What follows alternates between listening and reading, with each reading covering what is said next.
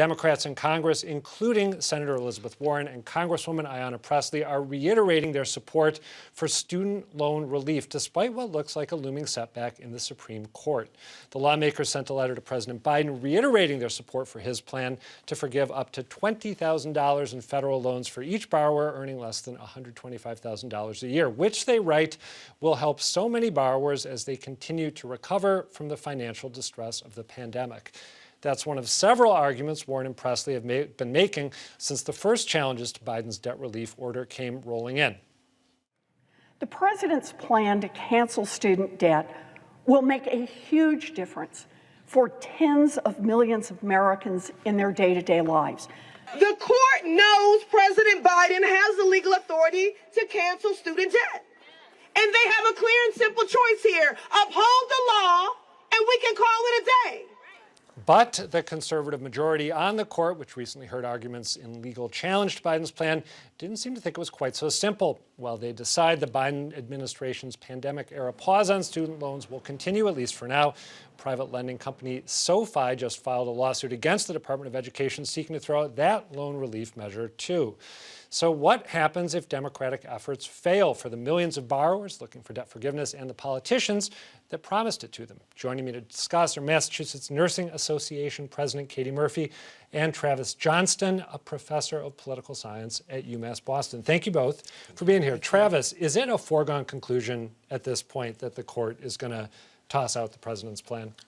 I don't think it's a foregone conclusion. Certainly the Biden administration, President Biden himself, has acknowledged that the prospects don't look extremely great. He's already hedging, I think, a little bit. And the Secretary of Education, Miguel Cardona, has already sent out an email to 6 million borrowers letting them know that in the event that the court knocks down the program, payments will have to start back up after 60 days. So I think they're already preparing to some extent for the bad news. Katie, the Mass Nurses Association has been one of the most high-profile and vocal supporters here in Massachusetts of the president's plan. Why did you stake out that position? Thank you. Yeah, actually, the senator and the congresswoman invited us to take their student debt tour with them because it does impact so many of our members take out loans in order to enter the nursing profession and then to go on in their nursing career to get bachelor's degree, master's degree, advanced practice degrees. So a lot of our members are carrying a lot of student debt. How much debt are you talking about? I mean, how much does, say, a master's level nurse, for example, come, or you can pick the level of education, but what kind of debt? So people with associate's degrees, because we have multiple levels of entry, have $10,000. Bachelor's degree, $22,000, and a master's degree in the neighborhood of $47,000 of student debt. And I think it increases even more. And is it fair to assume that for people at each step along the way, that if you're carrying that debt, it makes it more difficult to get additional training? Right? Exactly, exactly. It's both financially difficult and you don't have the time because you're busy trying to pick up an extra shift to pay off that debt. Okay. Travis, as we mentioned, I'm not sure that there were two higher profile supporters of the president's plan in Congress than Senator Warren and Congresswoman Pressley. Do you think that in any way, shape, or form they will pay a political cost if the plan that they said is clearly constitutional, the president clearly has the authority to do that? If the court disagrees, are they going to be hurt in some way? No, I don't think so. I don't think they'd pay a cost. And, you know, this will be used as a rallying cry to add more fire and more urgency to the call to student debt relief in some capacity. We've already seen that with Congresswoman Pressley pointing out the fact that Massachusetts has a number of policies trying to alleviate the burden for many in our community that's struggling, particularly communities of color that tend to struggle the most under this burden. 2/3 of those individuals who've already applied for this relief under this plan come from communities where the income is under $40,000 a year. And so as Katie was saying, these students, and it might not sound like a huge amount, but when you're considering how much debt there is versus how much your earning capacity is and how much wealth you already have, particularly with the racial wealth cap in this country being problematic to say the least, I think that there's a lot of concern that this policy getting knocked down would have a detrimental impact on many families. Let me ask you about the political question a little more. My sense is that you've had progressive Democrats like Warren and Pressley and many others trying to push the president to go in certain directions on big policy issues, in part through the use of executive, I'm blanking on what, executive orders. Thank you both. Is it going to be tougher to make that pitch if the court tosses this out? And might it lead to more moderate Democrats getting the president's ear to a greater extent and progressives getting it to a lesser extent? Yeah, I mean, there's a lot of the debate in front of the Supreme Court had to do with the question of the 2003 HEROES Act and whether this action by the executive branch went beyond what was contemplated by Congress when they enacted that statute for circumstances exactly like this, as the Congresswoman and Senator have said. What was that? Just a quick refresher. The 2003 HEROES Act was explicitly about giving the Secretary of Education the ability in situations like this, in emergency situations like a pandemic or a war, to be able to waive or modify the expectations and the requirements on these loans, right? And that's explicitly what the law was about. And so for progressives, particularly on the court and in the public eye, the question has been, well, isn't this just part of that statutory authority to waive these loans? And at this point in time, the Supreme Court, many of the conservative justices had some doubts about that, and they felt that it rose beyond the expectations of what Congress could have conceivably have thought that the president could do. So pushing back on executive action here could certainly frustrate many on the left.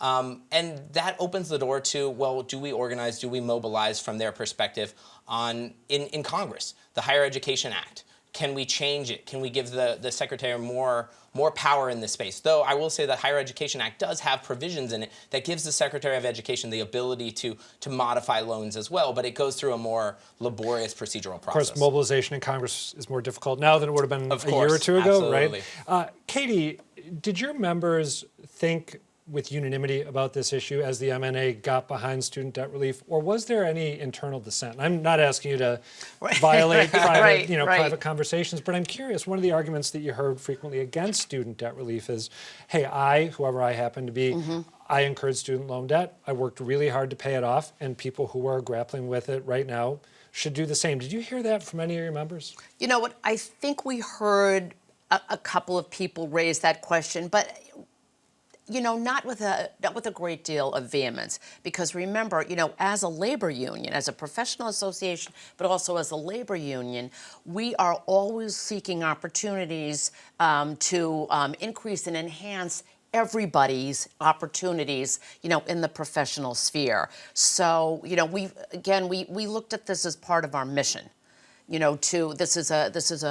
This profession is open to everybody from all walks of life. We certainly are seeking to increase diversity, so it's a wonderful opportunity for people who come from poorer backgrounds to, enter this profession and move up in the middle class. So there was a lot of unanimity. What will the effect be on your members if the court tosses out the president's plan? Is it going to change just immediately in any significant way the behavior of people who work in nursing in Massachusetts? Well, people will be delayed in increasing their education, getting their master's degree, becoming a certified registered nurse anesthetist, a nurse midwife. These are all very expensive degrees, so that's one impact. And also, last year during the pandemic, when hospitals were were hiring travelers to go around the country and were offering, huge salaries, people were leaving their jobs at the bedside and traveling both around Massachusetts but around the country. And several people told me that they paid off their student debt. So what happened is they were leaving their jobs, going elsewhere for only a temporary time. They weren't going to stay there, making a lot of money. And I kind of get that, because people, a lot of our younger members are not homeowners, right? I mean, this student debt has put that out of reach. So not only are they going to another facility on a temporary basis, they're also leaving their own team at their facility that now is scrambling to find nurses, and which is a struggle anyway. Yeah, I was going to say, I know staffing levels have been a concern of the MNAs for a long time. Is it unreasonable to suggest that if people do head elsewhere to make more money working as traveling nurses, that could make even more problematic Abs- the staffing shortage here in Massachusetts? Absolutely, absolutely, because we have the nurses in Massachusetts, but what we say is that we have a shortage of nurses willing to work in these circumstances, under these circumstances, and that poor staffing is a big, huge part of it. So if people who have tens of thousands of dollars of student debt can travel, pay that off, they are going to do it and leave their team even shorter. Travis, you and your colleague at UMass Boston, Erin O'Brien, who's a friend of the show, we've talked to her before. I know that you are in the process of doing some work on the connection between student loan debt on the one hand and political participation on the other. What are you finding as you explore that? Yeah, I just want to hit on something Katie said, which is that mortgage debt is a huge saddle and something that holds people down from being able to experience the American dream. Student loan debt is number 2 behind mortgage debt in this country. And the pervasive effects of student loan debt goes far beyond just pressing pause on a career. It has economic, it has physical, it has mental well-being concerns. And Erin and I have been looking at what are the participatory effects as it relates to being engaged citizens. And there's something disappointing here insofar as individuals that are saddled with student loan debt tend to vote less. They tend to be less likely to contact their government officials, and they tend to be less interested in politics.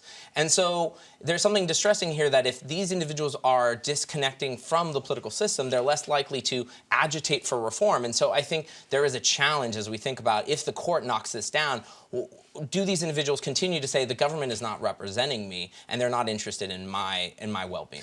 This might be beyond the purview of the paper that you and Erin are working on, but do you have a sense of why that relationship might exist? Why, if you're carrying around $50,000 or $100,000 in student loan debt, you're not inclined to go to the ballot box or call up your elected officials who represent you? Do you know why that might be? Yeah, we argue that there's kind of 2 pathways to this in an area called policy feedback effects. And the first is that individuals tend to associate their debt with the government, knowing that the government provided them these loans in the first place. You can think of Pell Grant recipients who are eligible for that $20,000 in this new plan, or Stafford loans, and many of other things from FAFSA on down.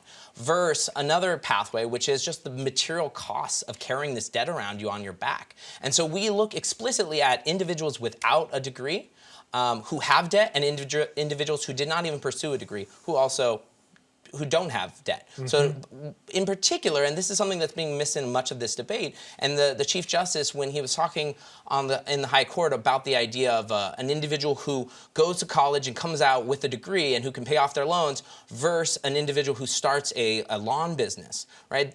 This comparison is a little problematic because half of those in default are individuals that did not finish with a degree and are going to be struggling to pay off their debts in the first place. They don't have that meaningful credential at the end of the day in order to pay off those debts. Katie, you got the final word here. If the court, actually, you may get 2 final words. I think maybe we're going to follow up on something Travis said. The only thing I'd say is that, people are not engaged because they're working another shift. If I'm working 5 days a week instead of 4 days a week, I'm too exhausted to go to my school committee meeting, to sit at my select board meeting, and to even pick up the phone and call my senator or congressperson. Part of me thinks this could be by design. Conversation for another day. I'm really glad that you made that point. Let me ask you one closing thing. If the court tosses out President Biden's plan, will you and other MNA leaders regret at all the fact that you got as behind this particular move by the president as you did? No, not at all. Not at all. And we'll continue the battle another day because we think this is, a societal issue. Okay. Katie Murphy, Travis Johnston, thank you both. Thank you. Great. That was fun.